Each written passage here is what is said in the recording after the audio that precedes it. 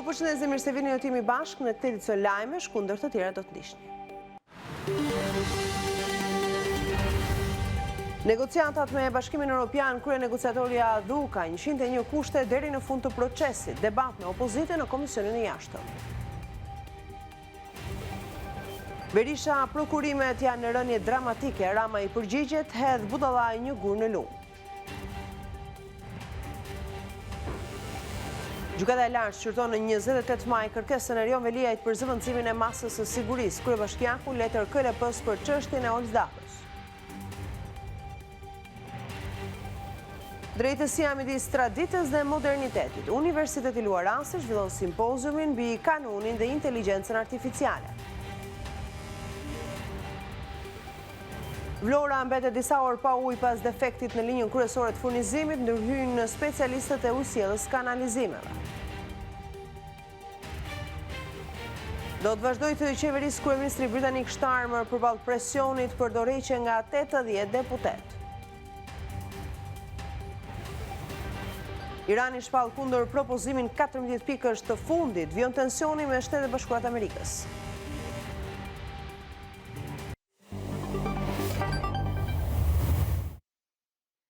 Shëndetëni me qërësi zhvillimet kryesore të ditës. Krye negociatorja me Bashkimin Evropian, Majlinda Dhuka, ka bërë të ditur në Komisionin e Jashtëm se Shqipëria duhet të përmbush 101 kushte përgjatë gjithë procesit të negociatave për antarësim. Mbledhja është karakterizuar nga debate me opozitën, e cila akuzoi qeverinë për mungesë transparence dhe ndikim negativ në procesin e integrimit të vendit. 101 kushte duhet të plotësojë Shqipëria përgjatë gjithë procesit të negociatave për antarësim në Bashkimin Evropian deri në mbylljen e të gjithë kapitujve. Detajin e bëri publik Ministri e Shtetit, njërës krye negociatore me Bashkimin Evropian, Majlinda Dhuka, gjatë raportimit të saj në Komisionin Parlamentar të Jashtëm. Në çeljen e negociatave, Bashkimi Evropian ka bërë publike qëndrimin negociues ose qëndrimin e përbashkët të Bashkimit Evropian, në të cilën parashikohen kushtet që Shqipëria duhet përmbush, ndryshe i quaj linja veprimi prioritare, për të mbyllur negociatat për antarësim. Deri tani, Bashkimi Evropian i ka rekomanduar ose paraqitur Shqipërisë 101 kushte për mbylljen e negociatave për 31 kapituj.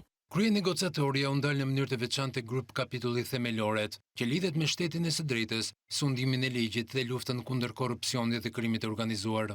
Në lidhje me korrupsionin e nivelit të lartë, gjatë vitit 2025, u regjistruan 6 hetime të reja penale, 10 akt akuza dhe 6 vendime gjyqësore të formës së prerë.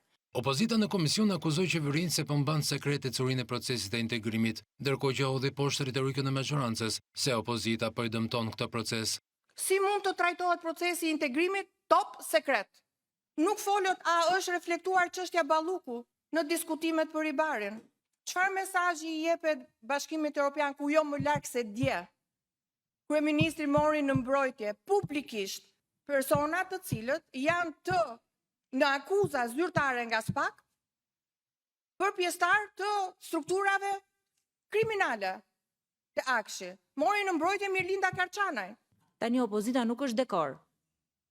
Ne angazhohemi, kontribojmë, bëjmë propozime, sepse duhen për procesin e integrimit. Por pastaj kur ju vendosni të shkonin në mënyrë të njëanshme, kjo më pas nuk është në dorën tonë. Ky proces kërkon 2 palë. Nuk bëhet dot me 1 palë. Mbledhja e Komisionit të Jashtëm i paraprin debateve mbi procesin e integrimit që do të zhvillohet në seancën plenare të SAINTES.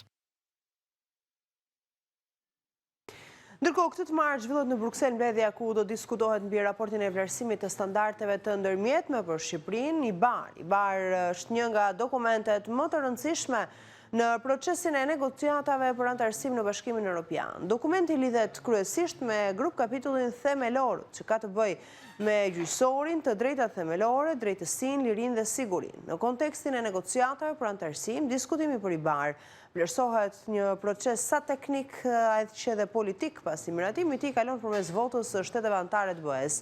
Në këtë aspekt IBAR vlerësohet si një test për një shtet kandidat që ka hapur negociatat për antarësim.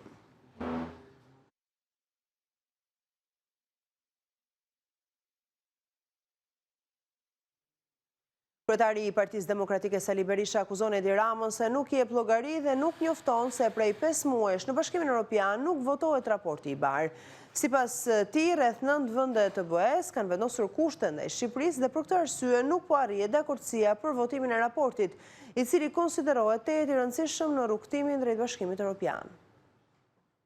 Kryetari i Partisë Demokratike Sali Berisha deklaron se përgjegjës që raporti i Bar është blokuar prej 5 muajsh nga 9 vende të BE-s është Edi Rama dhe keqeverisja e tij.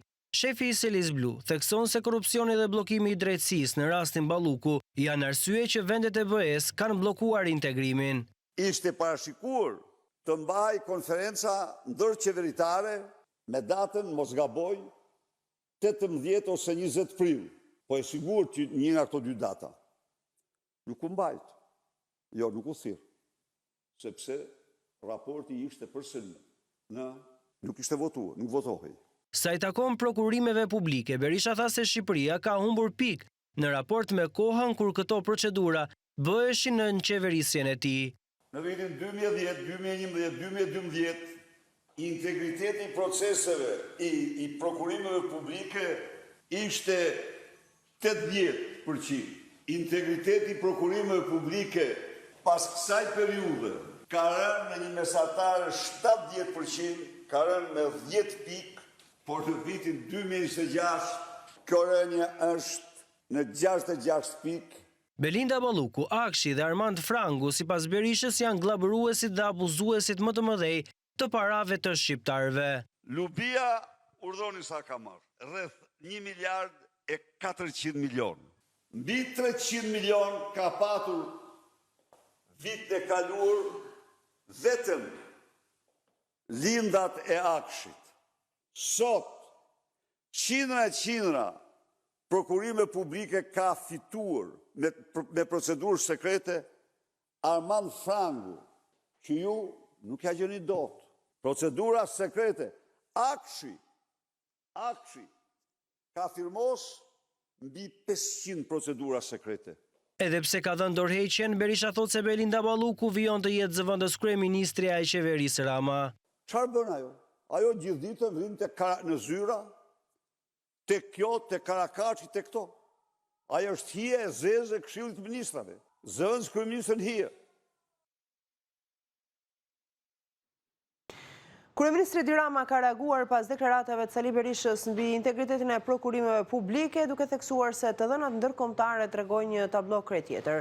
Ndër të tjera Rama shkruan hedh budalla i madh një gur në lum dhe pastaj të vegjëlit bëjnë si të mençur për ta nxjerrë, duke thënë që integriteti i prokurimeve publike në Shqipëri pas ka shënuar një rënje.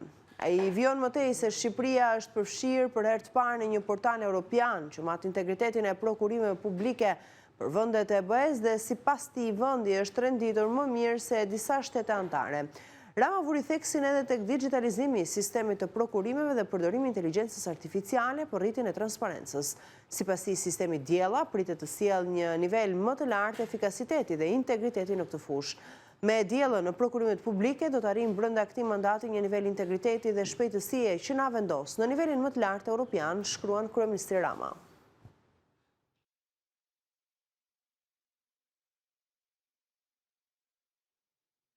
Partia Demokratike i dorëzon kuvendit disa amendamente me të cilat synon që institucionet të funksionojnë duke respektuar ligjin dhe kushtetutën. Grupi parlamentar i PD-s kërkon që kuvendi apo Këshilli i Ministrave të mos funksionojë mbi propagandën boshe, por përmes standardesh të mirëfillta. PD në amendamentet e saj kërkon që kuvendi të angazhohet si mbikëqyrës në procesin e integrimit në Bashkimin Evropian. Grupi parlamentar i Partisë Demokratike i propozon kuvendit të Shqipërisë amendamente me të cilat synohet sipas tyre që institucionet në Shqipëri të funksionojnë siç duhet, kjo edhe si një kërkesë e domosdoshme e Bashkimit Evropian. Shqipëria ndodhet në një moment kyç në procesin e integrimit evropian që duhet të shërbejë edhe si një mundësi për të forcuar demokratizimin e institucioneve shqiptare, përfshirë funksionimin demokratik të kuvendit të Shqipërisë. Grupi parlamentar i Partisë Demokratike dëshiron që Shqipëria të ecë drejt Bashkimit Evropian jo përmes propagandës boshe, por përmes standardeve të mirëfillta dhe institucioneve që funksionojnë në mënyrë demokratike, duke nisur nga institucioni që përbën thelbin e Republikës sonë, Kuvendi i Shqipërisë. Në amendamentet e dorëzuara, PD kërkon që kuvendi të angazhohet si mbikëqyrës në procesin e integrimit në BE, sikurse të garantojë cilësinë e legjislacionit. Sipas PD, kuvendi duhet të forcojë kontrollin parlamentar mbi ekzekutivin e veçanërisht mbi financat publike. Të siguroj pjesëmarrje të plotë të opozitës në veprimtarinë parlamentare, të respektoj kërkesat e saj në përputhje me standarde demokratike, të kërkoj forcim të rezultateve konkrete në luftën kundër korrupsionit të nivelit të lartë dhe krimit të organizuar, të angazhohet në luftën kundër dezinformimit dhe ndërhyrjeve të huaja. Partia Demokratike thot në amendamentet se Kuvendi i Shqipërisë duhet i kërkojë Këshillit të Ministrave të rrisë transparencën për investimet strategjike, të mbrojë zonat e mbrojtura, si dhe të marrë masa të qarta në ndarjen e shtetit nga partia.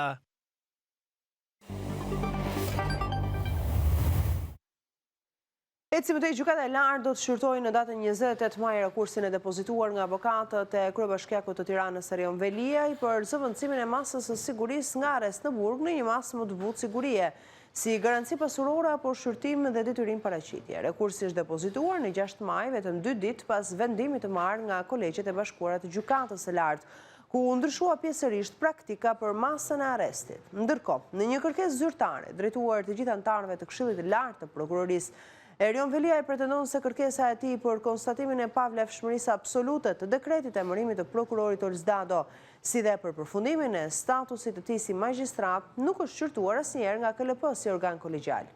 Ndërkohë, sipas kërkesës, nga dokumentacioni administruar në gjykatën administrative, rezulton se lidhur me këtë çështje ka vepruar vetëm nënkryetari i KLP-s Erin Gërmenji, i cili ka firmosur një shkresë ku deklarohet se KLP shqyrtoi kërkesën, ndërkohë që sipas paditësit nuk rezulton të ketë ekzistuar një mbledhje shqyrtim apo vendimarrje kolegjiale e Këshillit.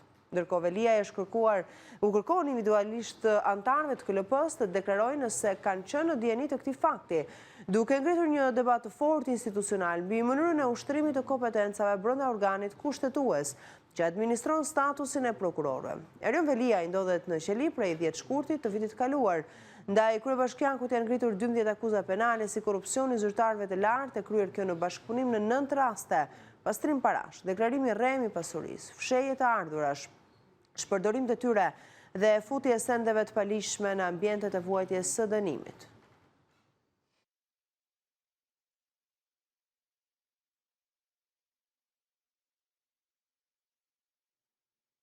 Kryetari i Bashkisë së Vallët të Dejes, Kristian Shkreli, shkoi këtë të martë në GKK në kuadër të procesit gjyqësor ndaj tij për korrupsion aktiv në zgjedhjet e 11 majit. Seanca ka vjuar me dëgjimin e dëshmitarëve Anton Lumi, këmbguli se nuk e njeh kryebashkiakun dhe ka treguar detyrat e tij si elektricist për linjat elektrike në fshatrat e Shkodrës. SPA ka kundërshtuar, duke theksuar se ky dëshmitar ka dhënë deklaratë tjetër gjatë hetimit paraprak. Nga hetimet e SPA rezultoi se Shkreli, në cilësinë e kryetarit të Bashkisë së Vallët të Dejes, është përfshirë në veprimtari të kundralishme që synonin ndikimin e votuesve në zonën e fshatit Stajk. Sipas akuzës, gjatë fushatës zgjedhore, Shkreli u ka premtuar dhe ofruar të mira materiale zgjedhësve në këmbim të votës së tyre në favor të subjektit politik Partia Social-Demokrate e Shqipërisë. Nga provat e grumbulluara rezulton se i pandehuri ka shfrytëzuar pozicionin e tij publik dhe nevojat e banorëve të zonës për ndërtimin e rrjetit të energjisë elektrike, një investim i realizuar gjatë periudhës së fushatës elektorale, duke kërkuar prej tyre që të votojnë për partinë që ai mbështeste.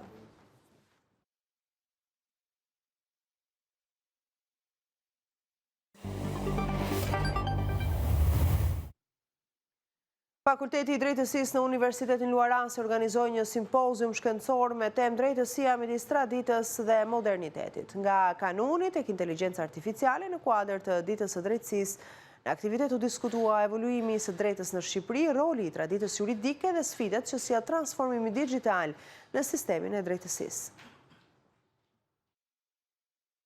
Fakulteti i Drejtësisë në Universitetin Luarasi organizoi simpoziumin shkencor Drejtësia midis traditës dhe modernitetit nga kanunit e inteligjenca artificiale në kuadër të ditës së drejtësisë. Në fjalën e tij, dekani i Fakultetit të Drejtësisë, profesor asociuar doktor Admir Belishta, solli rrugtimin e së drejtës në Shqipëri dhe transformimet që ka pësuar gjatë vazhdës historike.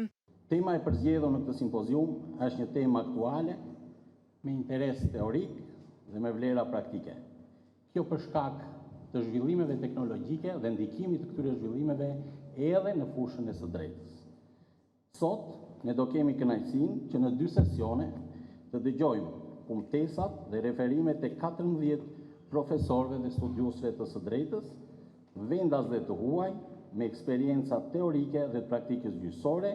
Rektori i Universitetit Luar Rasi, Maksim Haxhia, u ndalte kanoni i Leg Dukagjinit dhe e cilësoi të drejtën zakonore si filozofi të rregullimit të jetës njerëzore, duke u ndalur te virtyti shqiptarëve, besa, përmes të cilës fjala kishte forcën e imponuar të ligjit. Kanoni i Leg Dukagjinit nuk ishte thjesht një rregullim fisnor. Ai ishte një filozofi e plotë e rregullimit të jetës njerëzore. Besa jepe me fjalën nga bezvënsi dhe fjala kishte forcën e ligjit të imponuar nga ndërgjegja kolektive dhe në asnjë rast i imponuar nga shteti. Zëvendës ministre e drejtësisë Elona Hoxha u ndal tek inteligjenca artificiale, duke thënë se teknologjia dhe algoritmet duhet të jenë një instrument në funksion të drejtësisë, duke vënë theksin te barazia dhe transparenca. Ekziston rreziku që drejtësia të reduktohet në një proces teknik të përpunimit të dhënave, duke humbur dimensionin e saj njerëzor, etik dhe social. Drejtësia nuk mund të kuptohet vetëm si prodhim vendimesh. Ajo lidhet me besimin e publikut, me perceptimin e panshmërisë dhe me garantetin e dinjitetit njerëzor në çdo procedurë. Teksa përgëzoi Universitetin Luar Rasi për nxitjen e mendimit kritik dhe debatit juridik përmes simpoziumeve shkencore, dekania e Fakultetit të Drejtësisë në Universitetin e Tiranës, profesor Dr. Dorina Hoxha, tha se universitetet kanë përgjegjësi të madhe në përcjelljen e koncepteve të së drejtës te juristët e së nesërmes, që janë përballë transformimit të vrullshëm digjital. Juristi së ardhmes duhet të jetë i aftë të ndërthurë formimin klasik juridik me aftësinë për të analizuar sfidat e botës digjitale.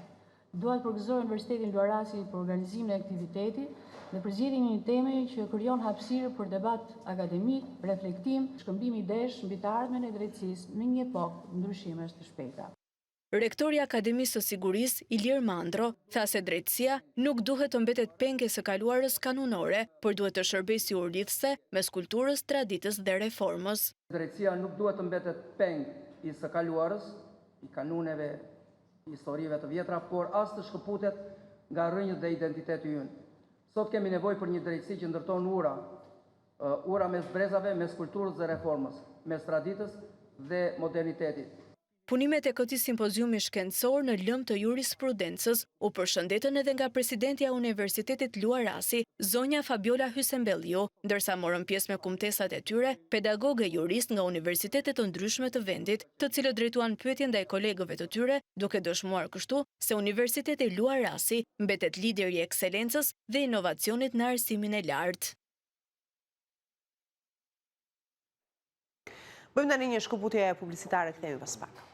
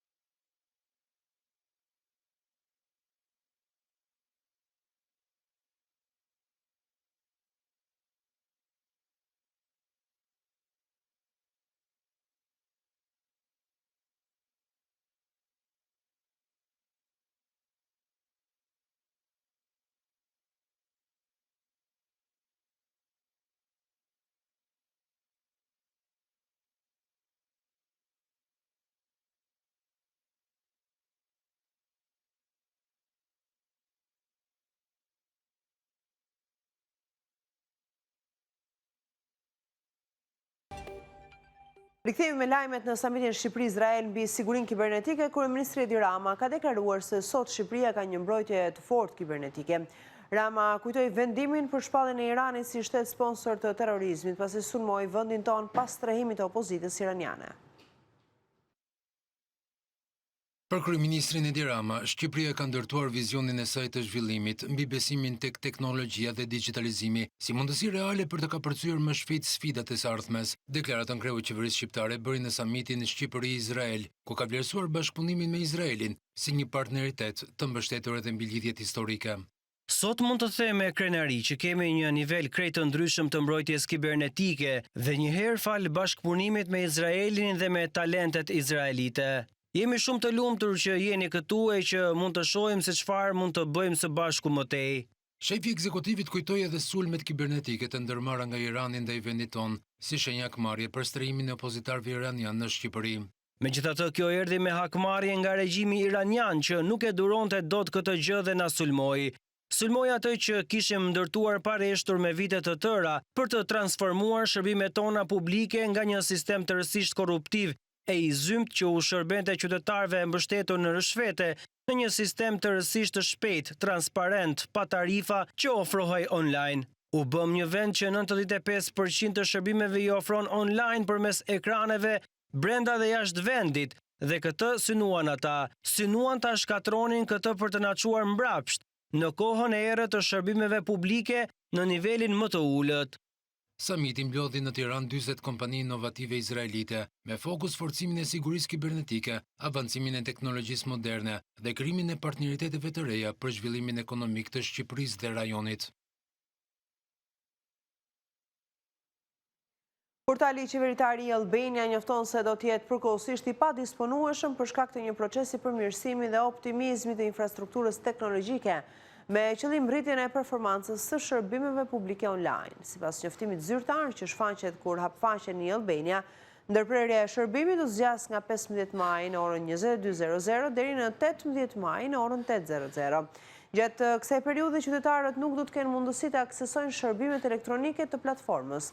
Autoritetet bëjnë të ditur se ky proces është pjesë e përditësimeve të planifikuara teknike dhe kërkon një ndërprerje të përkohshme të funksionimit të sistemit i Albania. Falenderon qytetarët për mirëkuptimin gjatë kohës së ndërprerjes.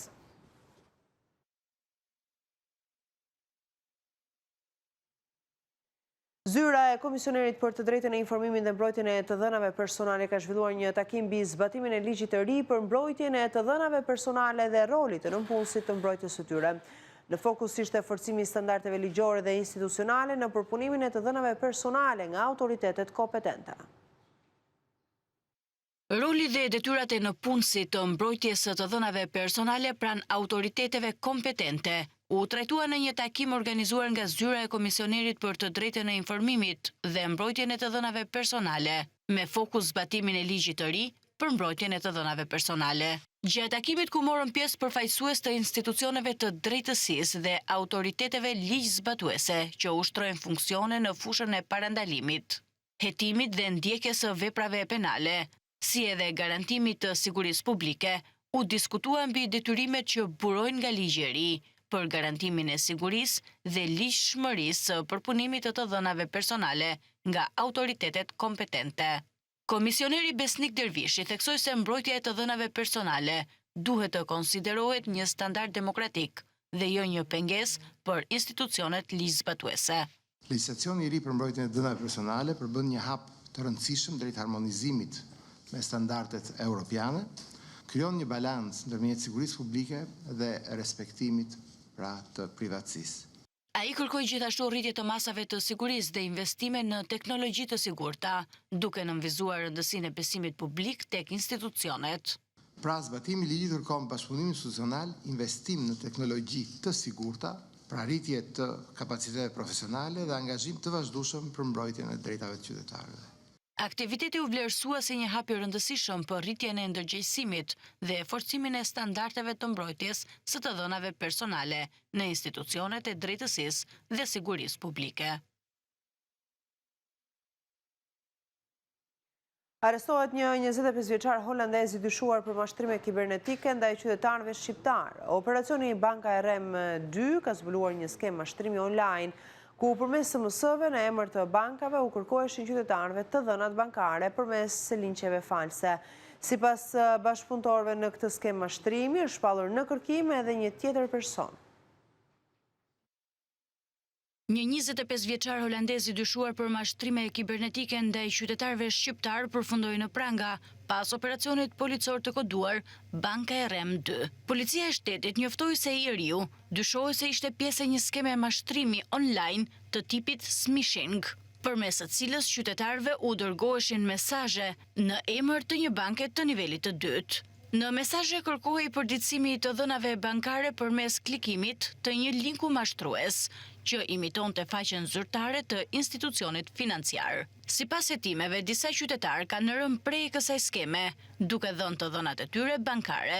Operacioni u finalizua nga Drejtoria për hetimin e krimeve kibernetike në bashkëpunim me Drejtorinë Vendore të Policisë Tiranë dhe në ndrejtimin e Prokurorisë të Tiranës.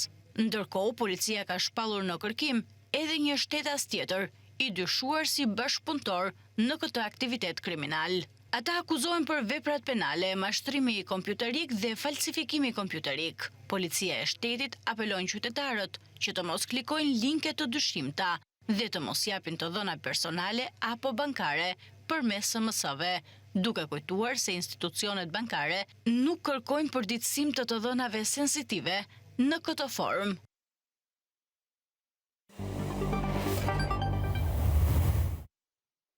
Vlora ka mbetur sërish pa ujë prej mbrëmjes së djeshme. Ujësiellës kanalizimit të Vlorës ka stakuar të gjithë stacionet e ujësiellësit rreth orës 20 të mbrëmjes, pas një defekti të rënd duke bërë që furnizimi me ujë i qytetit bregdetar të ndërpritet. Ndërkohë ujësiellës kanalizimit të Vlorë në një reagim në Facebook sqaron se pas një ndërhyrje urgjente pas konstatimit të një avarie të rënd në linjën e transmetimit të ujit nga stacioni numër 4 drejt depos kryesore të qytetit, defekti është rregulluar pas disa orësh punë. Por edhe pas këtij reagimi se avaria është rregulluar brenda 3 orësh, denoncimet e qytetarëve vijojnë duke deklaruar se uji i pijshëm mungon në shtëpitë e tyre.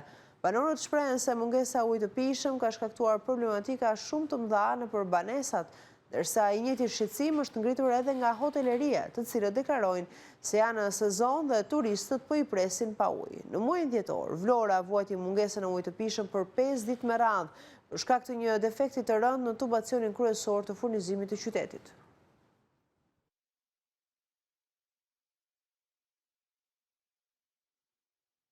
Përfaqësues të familjeve që preken nga projekti TID janë rikthyer sërish përpara Bashkisë së Durrësit, duke kërkuar transparencë mbi vijshmërinë e projektit dhe kundërshtuar prishjen e banesave të tyre.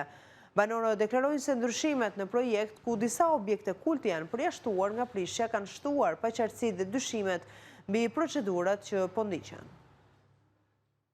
Përfaqësues të familjeve që preken nga projekti TID u rikthyen këtë të martë sërish përpara Bashkisë së Durrësit. Ndryshimi në projekt për restaurimin e objekteve të kultit, Kisha Katolike, që më parë ishin klasifikuar për prishje, i ka detyruar banorët të kërkojnë informacion dhe transparencë në lidhje me vijimësinë e tij.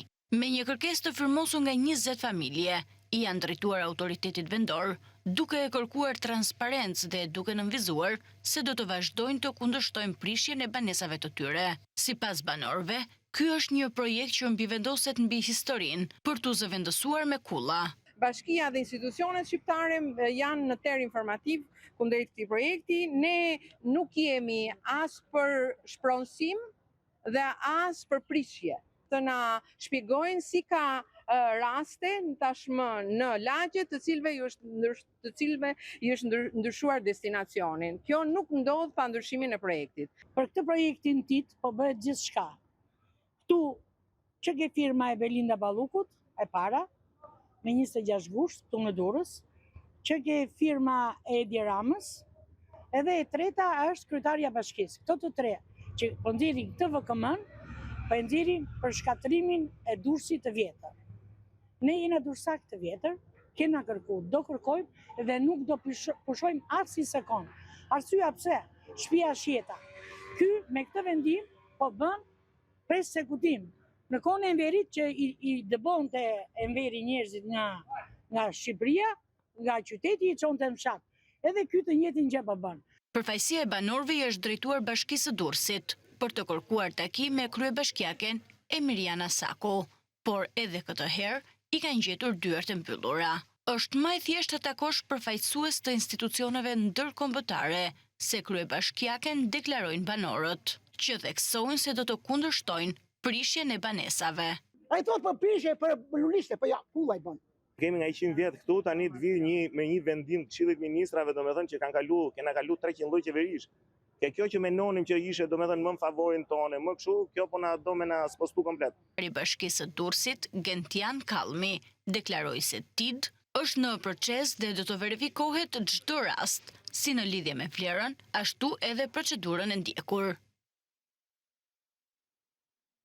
Emisioni me zemër të hapur në News 24 ka trajtuar ekskluzivisht rastin e 21 vjeçares nga Korça, e cila vetëm një ditë më parë ka denoncuar një mjek i cili sipas saj e ka ngacmuar seksualisht pas një ndërhyrje kirurgjikale. E reja rrëfen se ka pasur një ballafaqim me 72 vjeçarin në policinë e Korçës, ku ai ka mohuar akuzat e ngritura.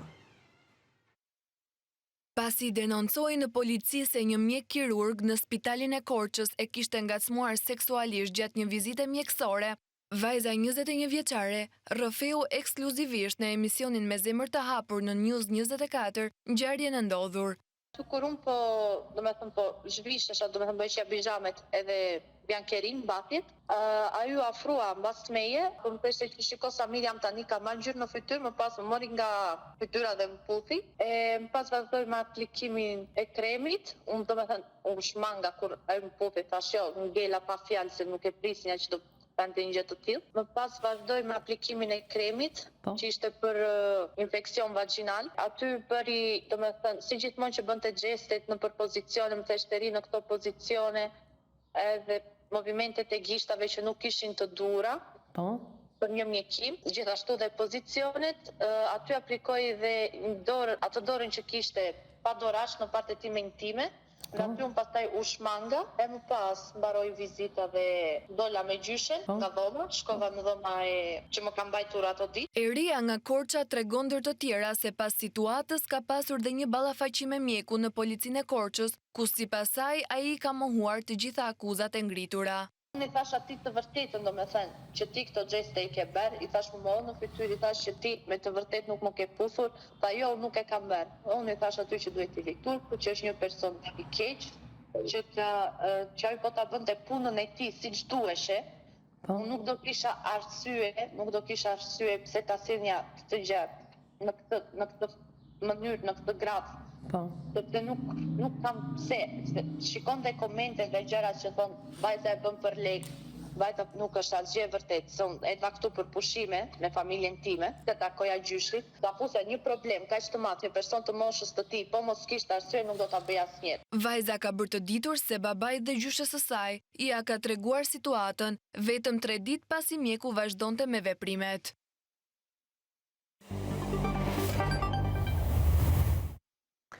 Eci mëdej kryeministri britanik Keir Starmer tha se nuk do t'i jap dorëheqjen nga posti pasi vendi sipas tij ka nevojë të vazhdojë qeverisjen, ndërsa përballet me krizën më të rëndë si kryeministër pas humbjes së zgjedhjeve lokale, Starmer tha se do të vazhdonte të udhëhiqte vendin përkundër kërkesës të mbi 70 ligjvënës për largimin e tij. Pavarësisht presionit në rritje dhe kërkesës së mbi 70 deputetëve për largim nga posti, kryeministri britanik Keir Starmer tha se nuk do t'i jap dorëheqjen. Pas mbledhjes së kabinetit qeveritar, Starmer tha se vendi pret të vazhdojë qeverisjen. Kjo është ajo që po bëj unë dhe ajo që duhet të bëjmë si kabinet. 48 orët e fundit kanë qenë destabilizuese për qeverinë dhe kjo ka një kosto të vërtet ekonomike për vendin tonë dhe për familjet, thuhet në deklaratën e qeverisë britanike. Duke cituar burime nga kabineti Gazeta The Telegraph, tha se 6 ministra përfshirë atë të brendshmin, Shabana Mahmood, ministri i mbrojtjes John Healey, ministri i energjisë Ed Miliband, ministri e kulturës Liza Nandy, ministri e jashtme Yvette Cooper dhe ministri i shëndetësisë Wes Streeting kërkuan largimin e Starmer. Pothuajse 80 ligjvënës i kërkuan publikisht Starmer të caktonte një datë dorëheqje në mënyrë që partia të mund të vendosë një udhëheqjes të ri pas njerës prej humbjeve më të rënda zgjedhore të Partisë Laburiste në pushtet. Presionin ndaj Starmer u shtua ndjeshëm pas rezultateve të dobta të zgjedhjeve lokale, ku laboristët humbën rreth 1500 këshilltar në të gjithë Anglinë. Partia Reform UK ka shënuar rritje të mbështetjes, ndërsa të gjelbrit kanë fituar terren në Londër dhe në zonat të tjera urbane. Irani thotë se kundër propozimi prej 14 pikash është i fundit dhe se SBA nuk ka alternativë tjetër. Kryetari i Parlamentit iranian thotë se çdo qasje tjetër nuk është asgjë më shumë se sa një dështim i ri. Presidenti Donald Trump tha më herët se propozimi ishte i papranueshëm. Krye negociatori i Iranit, Mohamed Baqir Qalibaf, tha se Shtetet e Bashkuara nuk kanë alternativë tjetër përveç se të pranojnë kundër propozimin e fundit të Teheranit për përfundimin e luftës. Nuk ka alternativë përpos që të pranohet e drejta e popullit iranian ashtu siç është përshkruar në propozimin 14 pikësh, tha Baqir në X më 12 maj, i cili një herësht është edhe kryetari i Parlamentit iranian. Çdo qasje tjetër do të jetë krejtësisht jo përfshirë sa asgjë më shumë se sa një dështim i ri, shtoi ai. Zëdhënësi i Ministrisë së Jashtme iraniane Esmail Bachai tha gjatë një konference për media se përgjigjja e Teheranit që është dërguar Shteteve të Bashkuara përmes Pakistanit më 10 maj përfshin ndaljen e luftës, heqjen e bllokadës së SBA-s në ngushticën e Hormuzit, lirimin e aseteve të ngrira të Iranit dhe vendosjen e sigurisë në rajon dhe Liban. Sa kaq presidenti amerikan Donald Trump e ka quajtur kundër propozimin e Teheranit krejtësisht të papranueshëm. Sa më gjatë ata i zvarrisin këmbët, më shumë do të paguajnë taksa paguesit amerikan për këtë çështje, shtoi Baqir. Të hënën presidenti Trump foli edhe për armëpushimin me Iranin që është në fuqi, duke thënë se marrëveshja ishte në prag të kolapsimit, ndërsa shtoi se po shqyrton mundësinë e rinisjes së shoqërimit të anijeve në ngushticën e Hormuzit. Trump tha se synon të arrijë fitore të plot në luftë që nisi më 28 shkurt. Duke folur për gazetarët në Shtëpinë e Bardhë, Trump tha se armëpushimi është jashtëzakonisht i dobët. Do të thoshe se ky është një nga armëpushimet më të dobëta për momentin. Është në aparate mbështetëse për jetë, tha ai. Udhëheqësi amerikan më vonë tha në një intervistë për Fox News se po shqyrton në rifillimin e operacionit për shoqërimin e anijeve në ngushticën e Hormuzit, megjithse një vendim përfundimtar për këtë çështje ende nuk është marrë. Këto dhe të tjera zhvillime i gjeni po ashtu edhe në balkanweb.com, do të njeni aty me informacionet nga vendi, rajoni dhe bota, si dhe mund të randishi live, mjafton të klikoni mbi live streamin tonë. Mirë takofshim bashkë.